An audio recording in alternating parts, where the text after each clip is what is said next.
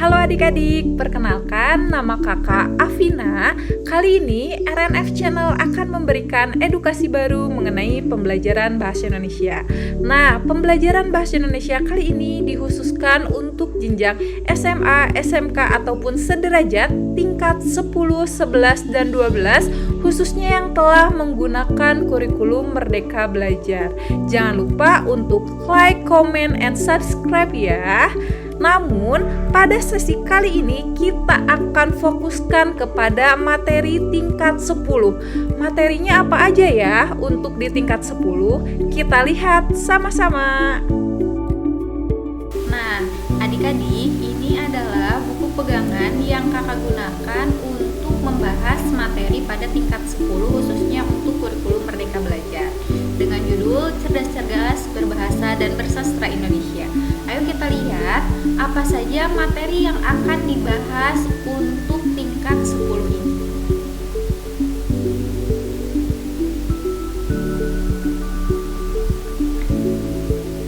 Kita lihat pada bab pertama di sini ada bab tentang mengungkapkan fakta alami secara objektif atau biasanya kita ketahui ini adalah teks laporan hasil observasi atau teks LHO.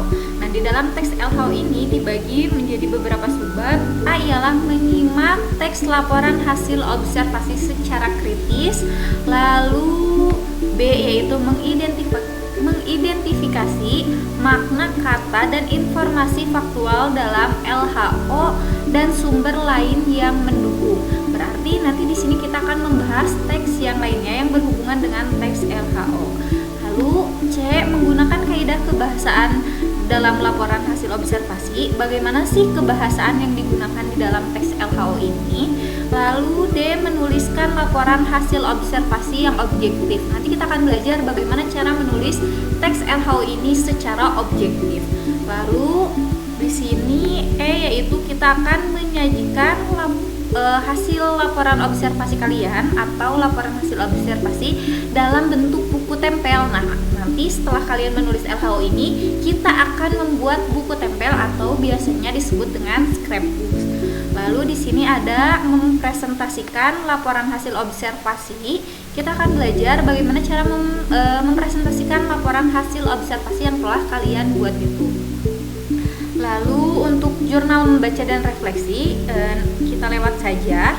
Kita langsung ke bab 2, yaitu mengungkapkan kritik lewat senyuman. Nah, di sini kita akan belajar bagaimana sih cara kita mengungkapkan kritik tetapi tidak menyakiti hati orang yang kita kritik atau tidak menyakiti objek yang akan kita kritik. Di bagian A di sini ada mengidentifikasi pesan pada teks monolog yang mengandung kritik sosial. Nah, nanti di sini kita akan membahas mengenai teks monolog. Teks monolog itu teks yang seperti apa? Lalu apakah teks monolog itu bisa dibawakan secara langsung atau tidak di depan khalayak ramai? Nanti akan kita bahas. Lalu bagian B, menilai akurasi kritik sosial yang disampaikan. Bagian C, menggunakan kaidah kebahasaan untuk menyampaikan kritik. Nah, kan di sini judulnya juga mengungkapkan kritik lewat senyuman. Nah, kita akan membahas bagaimana menggunakan bahasa yang baik untuk menyampaikan kritik tersebut. Lalu di D, menulis teks eksposisi hasil penelitian sederhana sebagai bahan untuk menyampaikan kritik sosial. Nah, kenapa sih kita harus menggunakan teks eksposisi di dalam bab 2 ini, padahal kita akan menuliskan kritikan. Nah, nanti kita akan bahas alasan kenapa kita harus mempelajari teks eksposisi ini. Lalu di bagian E, menyajikan komik potong atau komik strip. Di bagian F, kita akan menampilkan lawakan tunggal secara santun. Nah, lawakan tunggal ini termasuk ke dalam teks monolog tadi di bagian A yang akan kita bahas. Kalian tentu saja aneh dengan kata lawakan tunggal ini, namun yang lebih familiar kata lawakan tunggal ini biasanya kalian dengar dengan kata stand up comedy. Lalu kita lanjut ke bab ketiga, yaitu menyusuri nilai dalam cerita lintas zaman atau biasanya kalian familiar dengan kata hikayat. Nah, ini adalah di bab 3 kita akan membahas mengenai teks hikayat. Yang pertama, kita akan mengidentifikasi makna kata dalam hikayat, karena kata-kata di dalam hikayat ini berbeda dengan kata-kata yang ada di dalam teks-teks yang lainnya, atau di dalam teks hikayat ini banyak menggunakan kosakata bahasa Indonesia lampau. Lalu bagian B, kita akan membandingkan karakteristik dan plot pada hikayat dan cerpen. Apakah plot hikayat dan cerpen itu sama? Lalu kita akan mencari persamaan dan perbedaan antara hikayat dan cerpen. Lalu bagian C, kita akan menggunakan kaidah bahasa dan hikayat dari cerpen. Lalu bagian D, kita akan menulis cerpen berdasarkan nilai dalam hikayat.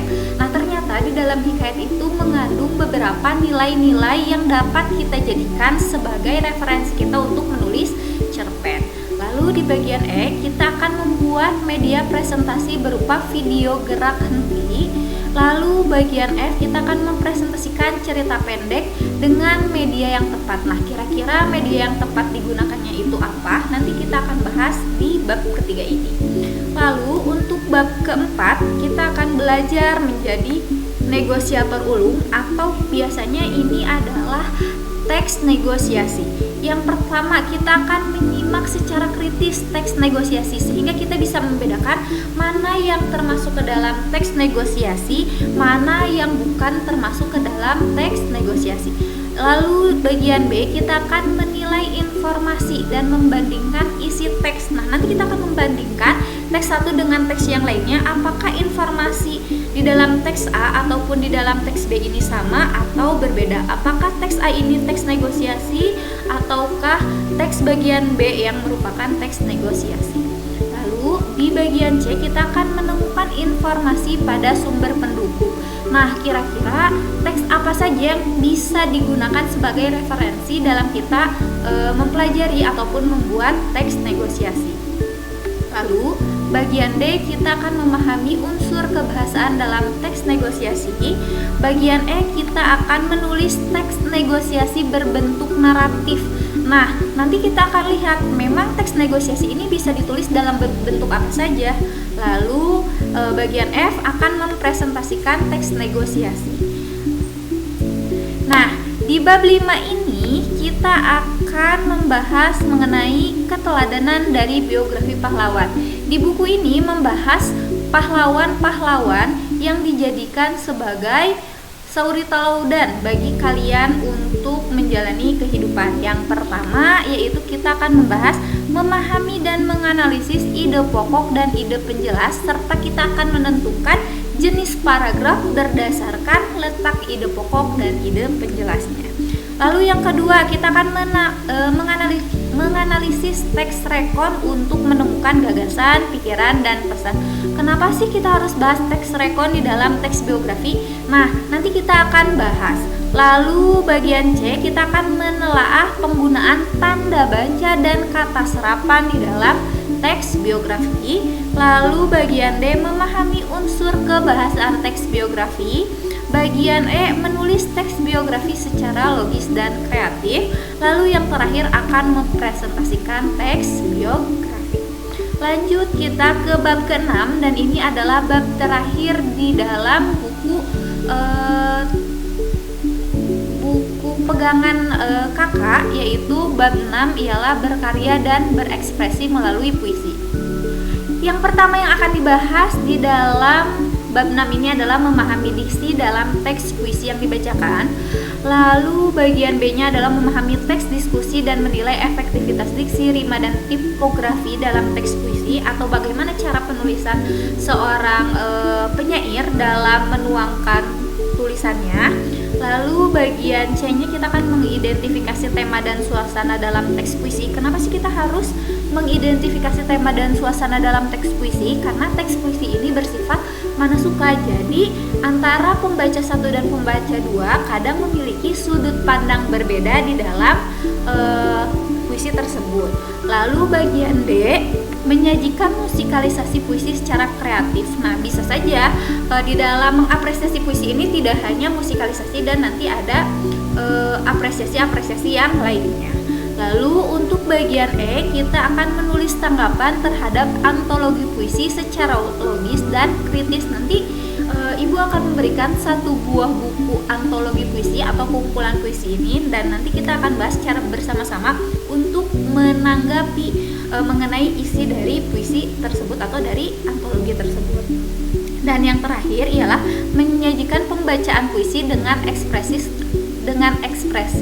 dan kreatif. Nah, apabila di bab 1 dan bab 5 di bab 1 sampai bab 5 itu keterampilan membacanya kalian mempresentasikan, tetapi untuk di bab ke-6 ini keterampilan berbicaranya itu ialah kalian menyajikan pembacaan puisi dengan ekspresif dan kreatif. Jadi puisinya tidak harus kalian hafalkan di luar kepala, tetapi bisa dibacakan, namun kalian juga harus memperhatikan beberapa ketentuan-ketentuan agar puisi tersebut dapat tersampaikan dengan baik. Nah, itu saja materi-materi yang akan kita bahas dari bab 1 sampai bab ke-6. Sampai jumpa pada video berikutnya.